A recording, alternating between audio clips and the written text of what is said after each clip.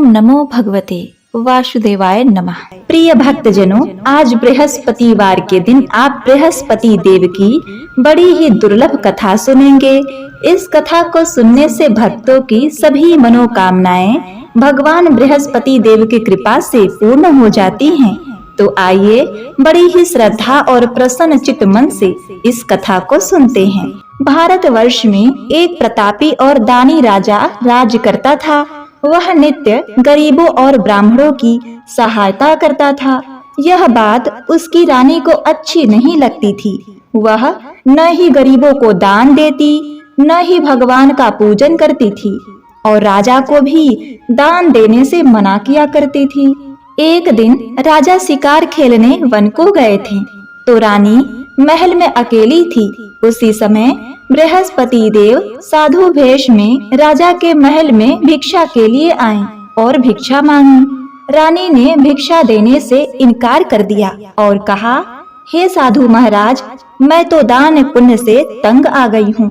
मेरा पति सारा धन लुटाते रहते हैं। मेरी इच्छा है कि हमारा धन नष्ट हो जाए, फिर न रहेगा बांस न बजेगी बांसुरी। साधु ने कहा, देवी, तुम तो बड़ी ही विचित्र हो। धन संतान तो सभी चाहते हैं, पुत्र और लक्ष्मी तो पापी के घर भी होने चाहिए। यदि तुम्हारे पास अधिक धन है तो भूखों को भोजन दो, प्यासों के लिए प्याऊ बनवाओ, मुसाफिरों के लिए धर्मशालाएं खुलवाओ। जो निर्धन अपनी कुंवारी कन्याओं का विवाह नहीं कर सकते, उनका विवाह करा दो। ऐसे और कई काम हैं जिनके करने से तुम्हारा यश लोक परलोक में फैलेगा। परंतु रानी पर उपदेश का कोई प्रभाव न पड़ा। वह बोली, महाराज, आप मुझे कुछ न समझाइए। मैं ऐसा धन नहीं चाहती जो हर जगह बांटती फिरूं। साधु ने उत्तर दिया, यदि तुम्हारी ऐसी इच्छा है तो तथास्तु। तुम ऐसा ही करना कि बृहस्पतिवार को घर लीपकर पीली मिट्टी से अपना सिर धोकर स्नान करना, भट्ठी चढ़ाकर कपड़ा धोना। ऐसा करने से आपका सारा धन नष्ट हो जाएगा। इतना कहकर वह साधु महाराज वहां से अलोप हो गए। साधु के अनुसार कहे बातों को पूरा करते हुए रानी को केवल 3 बृहस्पतिवार ही बीते थे कि उसकी समस्त धन संपत्ति नष्ट हो गई। भोजन के लिए राजा का परिवार तरसने लगा। तब एक दिन राजा ने रानी से बोला, हे रानी, तुम यहीं रहो, मैं दूसरे देश को जाता हूँ, क्योंकि यहाँ पर सभी लोग मुझे जानते हैं, इसीलिए मैं कोई छोटा कार्य नहीं कर सकता। ऐसा कहकर राजा परदेश चला गया। वहाँ वह जंगल से लकड़ी काट कर लाता और शहर में बेचता। इस तरह वह अपना जीवन व्यतीत करने लगा। इधर राजा के परदेश जाते ही रानी और दासी दुखी रहने लगी। एक बार जब रानी और दासी को 7 दिन तक बिना भोजन के रहना पड़ा, तो रानी ने अपनी दासी से कहा, हे दासी, पास ही के नगर में मेरी बहन रहती है। वह बड़ी धनवान है। तू उसके पास जा और कुछ लेकर आ, ताकि थोड़ी बहुत गुजर बसर हो जाए। दासी रानी के बहन के पास गई। उस दिन गुरुवार था और रानी की बहन उस समय बृहस्पतिवार व्रत की कथा सुन रही थी। दासी ने रानी की बहन को अपनी रानी का संदेश दिया, लेकिन रानी की बड़ी बहन ने कोई उत्तर नहीं दिया। जब दासी को रानी की बहन से कोई उत्तर नहीं मिला, तो वह बहुत ही दुखी हुई और उसे क्रोध भी आया। दासी ने वापस आकर रानी को सारी बात बता दी। सुनकर रानी ने अपने भाग्य को कोसा। उधर रानी की बहन ने सोचा कि मेरी बहन की दासी आई थी, परंतु मैं उससे नहीं बोली, इससे वह बहुत दुखी हुई होगी। कथा सुनकर और पूजा समाप्त करके वह अपनी बहन के घर आई और कहने लगी, हे बहन, मैं बृहस्पतिवार का व्रत कर रही थी। तुम्हारी दासी मेरे घर आई थी, परंतु जब तक कथा होती है तब तक न तो उठते हैं और न ही बोलते हैं, इसीलिए मैं नहीं बोली। कहो, दासी क्यों आई थी? रानी बोली, बहन, तुमसे क्या छिपाऊं, हमारे घर में खाने तक को अनाज नहीं था। ऐसा कहते कहते रानी की आंखें भर आई। उसने दासी समेत पिछले 7 दिनों से भूखे रहने तक की बात अपनी बहन को विस्तार से सुना दी।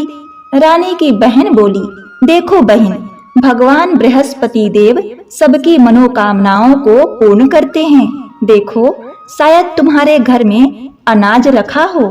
पहले तो रानी को विश्वास नहीं हुआ, पर बहन के आग्रह करने पर उसने अपने दासी को अंदर भेजा तो उसे सचमुच अनाज से भरा एक घड़ा मिल गया। यह देखकर दासी को बड़ी हैरानी हुई। दासी रानी से कहने लगी, हे रानी, जब हमको भोजन नहीं मिलता तो हम व्रत ही तो करते हैं, इसीलिए क्यों ना इनसे व्रत और कथा की विधि पूछ ली जाए ताकि हम भी व्रत कर सकें। तब रानी ने अपनी बहन से बृहस्पतिवार व्रत के बारे में पूछा। उसकी बहन ने बताया, बृहस्पतिवार के व्रत में चने की दाल और मुनक्का से विष्णु भगवान का केले के जड़ में पूजन करें तथा दीपक जलाएं, व्रत कथा सुने और पीला भोजन ही करें। इससे बृहस्पति देव प्रसन्न होते हैं।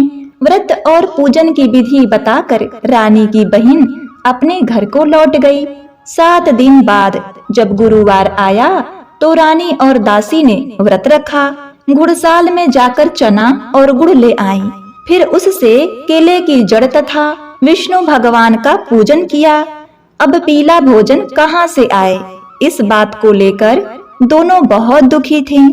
चूंकि उन्होंने व्रत रखा था, इसीलिए बृहस्पति देव उनसे प्रसन्न थे। इसीलिए वे एक साधारण व्यक्ति का रूप धारण कर 2 थालों में सुंदर पीला भोजन दासी को दे गए। भोजन पाकर दासी प्रसन्न हुई और फिर रानी के साथ मिलकर भोजन ग्रहण किया। उसके बाद वे सभी गुरुवार को व्रत और पूजन करने लगी।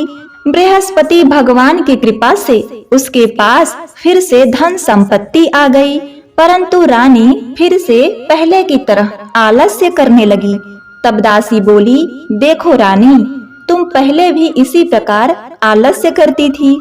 तुम्हें धन रखने में कष्ट होता था, इस कारण सभी धन नष्ट हो गया। और अब जब भगवान बृहस्पति की कृपा से धन मिला है तो तुम्हें फिर से आलस्य होता है। रानी को समझाते हुए दासी कहती है कि बड़ी मुश्किलों के बाद हमने यह धन पाया है, इसीलिए हमें दान पुण्य करना चाहिए, भूखे मनुष्यों को भोजन कराना चाहिए और धन को शुभ कार्यों में खर्च करना चाहिए, जिससे हमारे कुल का यश बढ़ेगा, स्वर्ग की प्राप्ति होगी और पितृ प्रसन्न होंगे। दासी की बात मानकर रानी अपना धन शुभ कार्यों में खर्च करने लगी, जिससे पूरे नगर में उसका यश फैलने लगा। एक दिन राजा दुखी होकर जंगल में एक पेड़ के नीचे आसन जमाकर बैठ गया। वह अपनी दशा को याद करके व्याकुल होने लगा। उस दिन बृहस्पतिवार का दिन था। एकाएक उसने देखा कि निर्जन वन में एक साधु प्रकट हुए। वह साधु वेश में स्वयं बृहस्पति देवता थे। लकड़हारे के सामने आकर बोले, हे लकड़हारे, इस सुनसान जंगल में तू चिंता मग्न क्यों बैठा है? लकड़हारे ने दोनों हाथ जोड़कर प्रणाम किया और उत्तर दिया, महात्मा जी, आप सब कुछ जानते हैं, मैं क्या कहूँ? यह कहकर रोने लगा और साधु को अपनी आत्मकथा सुनाई।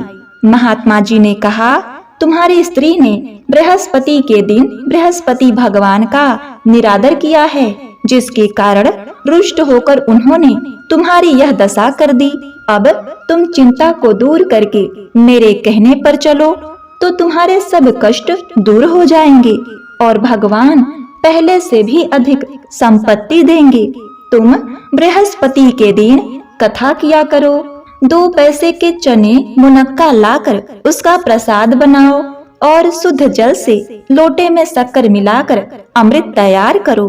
कथा के पश्चात अपने सारे परिवार और सुनने वाले प्रेमियों में अमृत व प्रसाद बांटकर आप भी ग्रहण करो। ऐसा करने से भगवान तुम्हारी सब मनोकामनाएं पूरी करेंगे। साधु के ऐसे वचन सुनकर लकड़हारा बोला, प्रभु, मुझे लकड़ी बेचकर इतना पैसा नहीं मिलता जिससे भोजन के उपरांत कुछ बचा सकूं। मैंने रात्रि में अपने स्त्री को व्याकुल देखा है। मेरे पास कोई साधन नहीं जिससे उसका समाचार जान सकूं। फिर मैं कौन सी कहानी कहूं, यह भी मुझको मालूम नहीं। साधु ने कहा, हे राजा, मन में बृहस्पति भगवान के पूजन व्रत का निश्चय करो। वे स्वयं तुम्हारे लिए कोई राह बना देंगे।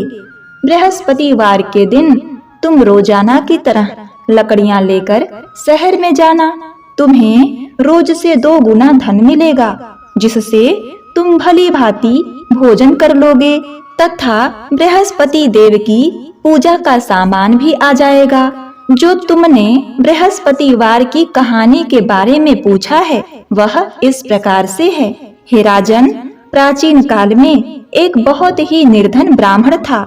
उसकी कोई संतान न थी। वह नित्य पूजा पाठ करता। उसकी स्त्री न स्नान करती न किसी देवता का पूजन करती। इस कारण ब्राह्मण देवता बहुत दुखी रहते थे। भगवान की कृपा से ब्राह्मण के यहाँ एक कन्या उत्पन्न हुई। कन्या बड़ी होने लगी। प्रातः स्नान करके वह भगवान विष्णु का जप करती। बृहस्पतिवार का व्रत भी करने लगी। पूजा पाठ समाप्त कर पाठशाला जाती तो अपनी मुट्ठी में जौ भर के ले जाती और पाठशाला के मार्ग में डालती जाती। लौटते समय वही जौ स्वर्ण के हो जाते तो उसको बीनकर घर ले आती। एक दिन वह बालिका सूप में उस सोने के जौ को फटकार कर साफ कर रही थी। तभी उसकी माँ ने देखा और कहा कि बेटी, सोने के जौ को फटकने के लिए सोने का सूप भी होना चाहिए। दूसरे दिन गुरुवार था। कन्या ने व्रत रखा और बृहस्पति देव से सोने का सूप देने की प्रार्थना की। बृहस्पति देव ने उसकी प्रार्थना स्वीकार कर ली। रोजाना की तरह वह कन्या जौ फैलाती हुई पाठशाला चली गई। पाठशाला से लौटकर जब वह जौ बीन रही थी तो बृहस्पति देव की कृपा से उसे सोने का सूप मिला। उसे वह घर ले आई और उससे जौ साफ करने लगी, परंतु उसकी माँ का वही ढंग रहा। एक दिन की बात है, कन्या सोने के सूप में जब जौ साफ कर रही थी, उसी समय उस नगर का राजकुमार वहां से निकला। कन्या के रूप और कार्य को देखकर वह उस पर मोहित हो गया। राजमहल आकर वह भोजन तथा जल त्याग कर उदास होकर लेट गया। राजा को जब राजकुमार द्वारा अन्न जल त्यागने का समाचार ज्ञात हुआ तो अपने मंत्री के साथ वह अपने पुत्र के पास गया और पूछा कि हे पुत्र, तुम्हें किस बात का दुख है? तुम्हें क्या चाहिए? तो उसने कहा, हे पिताजी, मुझे एक लड़की बहुत पसंद है। मैं उससे विवाह करना चाहता हूँ। तो राजा ने कहा, हे पुत्र, वह लड़की कौन है, कहाँ है? तुम ही उसके बारे में बताओ। तो राजकुमार ने राजा को उस लड़की के घर का पता भी बता दिया। मंत्री उस लड़की के घर गया। मंत्री ने ब्राह्मण के समक्ष राजा की ओर से निवेदन किया। कुछ ही दिन बाद ब्राह्मण की कन्या का विवाह राजकुमार के साथ संपन्न हो गया। कन्या के घर से जाते ही ब्राह्मण के घर में पहले की भांति गरीबी का निवास हो गया। एक दिन दुखी होकर ब्राह्मण अपनी पुत्री से मिलने गए। बेटी ने पिता की अवस्था को देखा और अपनी माँ का हाल पूछा। ब्राह्मण ने सभी हाल कह सुनाया। कन्या ने बहुत सा धन देकर अपने पिता को विदा कर दिया, लेकिन कुछ दिन बाद फिर वही हाल हो गया। ब्राह्मण फिर अपनी कन्या के यहाँ गया और सभी हाल कहा तो पुत्री बोली, हे पिताजी, आप माताजी को यहाँ लिवा लाओ। मैं उन्हें वह विधि बताऊंगी जिससे गरीबी दूर हो जाए। ब्राह्मण देवता अपनी पत्नी को साथ लेकर अपनी पुत्री के पास राजमहल पहुँचे। तो पुत्री अपनी माँ को समझाने लगी, हे माँ, तुम प्रातः काल स्नान आदि करके विष्णु भगवान का पूजन करो तो सब दरिद्रता दूर हो जाएगी। परंतु उसकी माँ ने उसकी एक भी बात नहीं मानी। वह प्रातः काल उठकर अपनी पुत्री की बची जूठन को खा लेती थी। एक दिन उसकी पुत्री को बहुत गुस्सा आया। उसने अपनी माँ को एक कोठरी में बंद कर दिया। प्रातः उसे स्नान आदि करा के पूजा पाठ करवाया तो उसकी माँ की बुद्धि ठीक हो गई। उसके बाद वह नियम से पूजा पाठ करने लगी और प्रत्येक बृहस्पतिवार को व्रत करने लगी। इस व्रत के प्रभाव से मृत्यु के बाद वह स्वर्ग को गई। वह ब्राह्मण भी सुख पूर्वक इस लोक का सुख भोग कर स्वर्ग को प्राप्त हुआ। इस तरह कहानी कहकर साधु बने बृहस्पति देव वहां से लोप हो गए। धीरे धीरे समय व्यतीत होने पर फिर बृहस्पतिवार का दिन आया। राजा जंगल से लकड़ी काटकर शहर में बेचने गया। उसे उस दिन और दिनों से अधिक धन मिला। राजा ने चना, गुड़ आदि लाकर बृहस्पतिवार का व्रत किया। उस दिन से उसके सभी क्लेश दूर हो गए। परंतु जब अगले बृहस्पतिवार का दिन आया तो वह बृहस्पतिवार का व्रत करना भूल गया। इस कारण बृहस्पति भगवान नाराज हो गए। उस दिन उस नगर के राजा ने विशाल यज्ञ का आयोजन किया था तथा अपने समस्त राज्य में घोषणा करवा दी कि सभी मेरे यहाँ भोजन करने आवें। किसी के घर चूल्हा न जले। इस आज्ञा को जो नहीं मानेगा उसको फांसी दे दी जाएगी। राजा की आज्ञा अनुसार राज्य के सभी वासी राजा के भोजन में सम्मिलित हुए, लेकिन लकड़हारा कुछ देर में पहुंचा, इसीलिए राजा उसको अपने साथ महल में ले गए।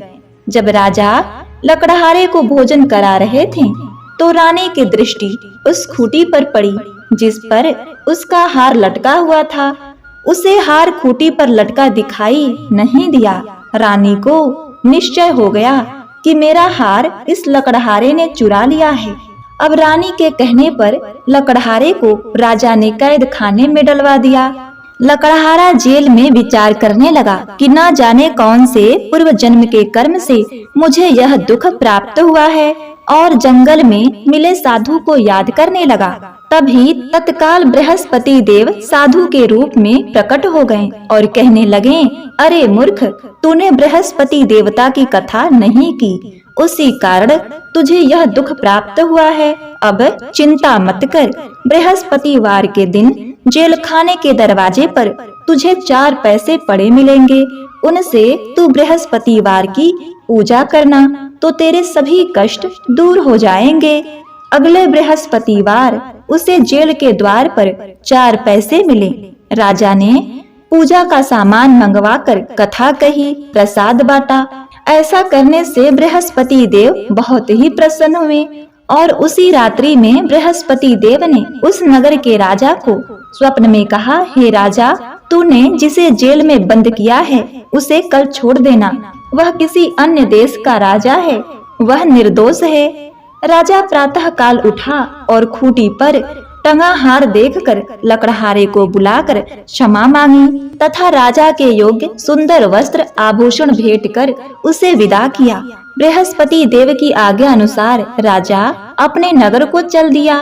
राजा जब अपने नगर के निकट पहुंचा तो उसे बड़ा ही आश्चर्य हुआ। नगर में पहले से अधिक बाग, तालाब, कुएं तथा बहुत सी धर्मशालाएं, मंदिर आदि बन गई थी। राजा ने पूछा, यह किसका बाग और धर्मशाला है? तब नगर के सब लोग कहने लगे, यह सब रानी और बांदी के हैं। तो राजा को आश्चर्य हुआ और क्रोध भी आया।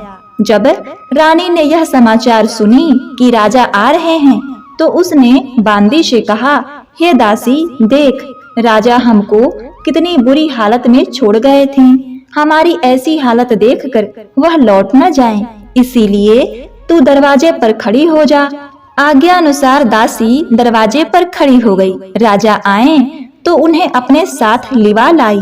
तब राजा ने क्रोध करके अपनी रानी से पूछा, कि यह धन तुम्हें कैसे प्राप्त हुआ। तब उन्होंने कहा कि हमें यह धन बृहस्पति देव के इस व्रत के प्रभाव से प्राप्त हुआ है। यह सुनकर राजा बड़े ही प्रसन्न हुए। राजा ने निश्चय किया कि 7 रोज बाद तो सभी बृहस्पति देव का पूजन करते हैं, परंतु मैं प्रतिदिन दिन में 3 बार कहानी तथा रोज व्रत किया करूँगा। अब हर दिन राजा के दुपट्टे में चने की दाल बधी रहती तथा दिन में 3 बार कहानी कहता। एक रोज राजा ने विचार किया कि चलो अपनी बहन के यहाँ हो आवे। इस तरह निश्चय कर राजा घोड़े पर सवार हो अपनी बहन के यहाँ चले गए। मार्ग में उसने देखा कि कुछ आदमी एक मुर्दे को लिए जा रहे हैं। उन्हें रोककर राजा कहने लगा, अरे भाइयों, मेरी बृहस्पति देव की कथा सुन लो। वे बोले, लो हमारा तो आदमी मर गया है, इसको अपनी कथा की पड़ी है। परंतु कुछ आदमी बोले, अच्छा कहो, हम तुम्हारी कथा भी सुनेंगे। राजा ने चने की दाल निकाली और जब कथा आधी हुई कि मुर्दा हिलने लग गया और जब कथा समाप्त हो गई तो राम राम करके मनुष्य उठकर खड़ा हो गया। आगे मार्ग में राजा को एक किसान खेत में हल चलाता मिला। राजा ने उसे देख और उससे बोले, अरे भैया, तुम मेरी बृहस्पतिवार की कथा सुन लो। किसान बोला, जब तक मैं तेरी कथा सुनूंगा तब तक 4 हरैया जोत लूंगा। जा अपनी कथा किसी और को सुनाना। इस तरह राजा आगे चलने लगा। राजा के हटते ही बैल पछाड़ खाकर गिर गए तथा किसान के पेट में बड़ी जोर का दर्द होने लगा। उस समय उसकी माँ रोटी लेकर आई। उसने जब देखा तो अपने पुत्र से सब हाल पूछा और बेटे ने सभी हाल कह दिया। तो बुढ़िया दौड़ी दौड़ी उस घुड़सवार के पास गई और उससे बोली कि मैं तेरी कथा सुनूंगी, तू अपनी कथा मेरे खेत पर चलकर ही कहना। राजा ने बुढ़िया के खेत पर जाकर कथा कही, जिसके सुनते ही वह बैल उठ खड़ा हुए तथा किसान के पेट का दर्द भी बंद हो गया। राजा अपनी बहन के घर पहुंचा। बहन ने राजा की खूब मेहमानी की। दूसरे रोज प्रातः काल राजा जगा तो वह देखने लगा कि सब लोग भोजन कर रहे हैं। राजा ने अपनी बहन से कहा, ऐसा कोई मनुष्य है जिसने भोजन नहीं किया हो? मेरी बृहस्पतिवार की कथा सुन ले। बहन बोली, हे भैया, यह देश ऐसा ही है कि पहले यहाँ लोग भोजन करते हैं, बाद में अन्य काम करते हैं। अगर कोई पड़ोसी में हो तो देख आऊं। वह ऐसा कहकर देखने चली, परंतु उसे कोई ऐसा व्यक्ति नहीं मिला जिसने भोजन न किया हो। अतः वह एक कुम्हार के घर गई जिसका लड़का बीमार था। उसे मालूम हुआ कि उसके यहाँ 3 रोज से किसी ने भोजन नहीं किया है। बहन ने अपने भाई की कथा सुनने के लिए कुम्हार से कहा। वह तैयार हो गया। राजा ने जाकर बृहस्पतिवार की कथा कही, जिसको सुनकर उसका लड़का ठीक हो गया। अब तो राजा की प्रशंसा होने लगी। एक रोज राजा ने अपनी बहन से कहा, हे बहन, हम अपने घर जाएंगे, तुम भी तैयार हो जाओ। राजा की बहन ने अपनी सास से कहा। सास ने कहा, हाँ चली जा, परंतु अपने लड़कों को मत ले जाना, क्योंकि तेरे भाई की कोई औलाद नहीं है। बहन ने अपने भाई से कहा, हे भैया, मैं तो चलूंगी, पर कोई बालक नहीं आएगा। राजा बोला, जब कोई बालक नहीं चलेगा तब तुम ही क्या करोगी? बड़े दुखी मन से राजा अपने नगर को लौट आया। राजा ने अपनी रानी से कहा, हम निवंशी है, हमारा मुंह देखने का धर्म नहीं है और कुछ भोजन आदि नहीं किया। रानी बोली, हे प्रभु, बृहस्पति देव ने हमें सब कुछ दिया है, वह हमें औलाद अवश्य देंगे। उसी रात को बृहस्पति देव ने राजा से स्वप्न में कहा, हे राजा, उठ, सभी सोच त्याग दे, तेरी रानी गर्भ से है। बृहस्पति देव की यह बात सुनकर राजा बड़ा ही प्रसन्न हुआ। यह बात पूरे नगर में फैल गई और सभी बड़े ही प्रसन्न हुए। 9वें महीने में रानी के गर्भ से एक सुंदर पुत्र पैदा हुआ। तब राजा बोला, हे रानी, स्त्री बिना भोजन के रह सकती है, पर बिना कहे नहीं रह सकती। जब मेरी बहन आवे तुम उससे कुछ मत कहना। रानी ने सुनकर हाँ कह दिया। जब राजा की बहन ने यह शुभ समाचार सुना तो वह बहुत ही खुश हुई तथा बधाई लेकर अपने भाई के यहाँ आई। तभी रानी ने कहा, घोड़ा चढ़कर तो नहीं आई, गधा चढ़ी आई। राजा की बहन बोली, भाभी, मैं इस प्रकार न कहती तो तुम्हें औलाद कैसे मिलती। बृहस्पति देव ऐसे ही हैं, जैसी जिसके मन में कामनाएं हैं सभी को पूर्ण करते हैं। जो सद्भावना पूर्वक बृहस्पतिवार का व्रत करता है एवं कथा पढ़ता है अथवा सुनता है, दूसरों को सुनाता है, बृहस्पति देव उनकी सभी मनोकामनाएं पूर्ण करते हैं, उनकी सदैव रक्षा करते हैं। जो संसार में सद्भावना से गुरुदेव का पूजन एवं व्रत सच्चे हृदय से करते हैं, उनकी सभी मनोकामनाएं वैसे ही पूर्ण होती हैं जैसे सच्ची भावना से रानी और राजा ने बृहस्पति देव की कथा का गुणगान किया तो उनकी सभी इच्छाएं बृहस्पति देव जी ने पूर्ण की। अनजाने में भी बृहस्पति देव की उपेक्षा न करें, ऐसा करने से सुख शांति नष्ट हो जाती है। इसीलिए सबको कथा सुनने के बाद प्रसाद लेकर जाना चाहिए और हृदय से उनका मनन करते हुए जयकारा बोलना चाहिए। तो प्रेम से बोलिए, बृहस्पति भगवान की जय। प्रिय भक्तगणों, अंत में अब आइए सुनते हैं बृहस्पति देव की आरती। तो प्रेम से बोलिए, भगवान बृहस्पति देव की जय हो। बोलिए भगवान श्री लक्ष्मी नारायण जी की जय। प्रिय भक्तों, अब आइए श्रवण करते हैं भगवान बृहस्पति देव जी की आरती। ओम जय बृहस्पति देवा प्रभु, ओम जय बृहस्पति देवा। छिन्न छिन्न भोग लगाऊं कदली फल मेवा। ओम जय बृहस्पति देवा, तुम पूरण परमात्मा, तुम अंतर्यामी। जगत पिता जगदीश्वर, तुम सबके स्वामी। ओम जय बृहस्पति देवा, चरणामृत निज निर्मल सब पातक हरता। सकल मनोरथ दायक कृपा करो भरता।